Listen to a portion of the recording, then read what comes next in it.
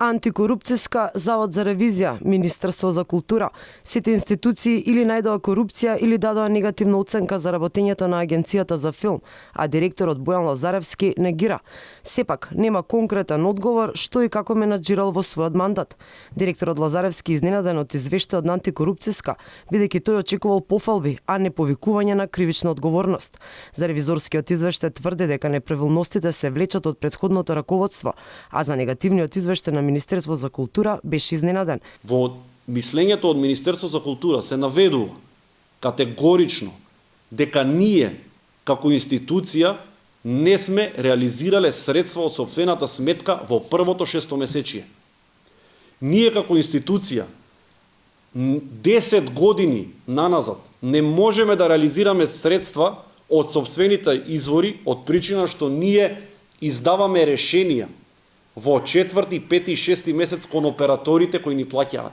Директорот овој пат имаше горе-долу спремни ставови за скандалите поврзани со негативните извештаи за неговото работење, за разлика од пред 2 недели, кога целосно одби да одговара на прашањето од Алфа. Ќе бидам многу краток и нема да одговорам конкретно на прашањето. Сепак, и овој пат се збуни кога Алфа го праша дали на државна сметка ја понали својата супруга на филмскиот фестивал во Кан.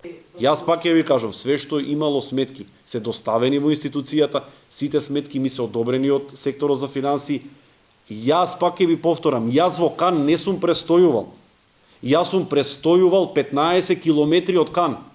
Зошто? Затоа што хотелското сместување во Кан чини 2 пати или 3 пати повеќе од таму каде што јас како лично сум се сместувал. Минатата недела, Министерството за култура даде негативно мислење за работењето на Бојан Лазаревски. Ова следи дури откако Антикорупцијска поведе постапка и побари кривична одговорност, а Transparency International алармираше за корупцијско однесување во агенцијата. Дека во работењето на Агенцијата за филм има криминал, алармираа неодамна и бројни филмски работници. Режисерот Милчо Манчевски обвини дека агенцијата е претворена во дувло на криминал и неспособност, додека пак режисерот Јани Бојаджи алармираше дека се финансираат проекти само на уметници подобни за власта.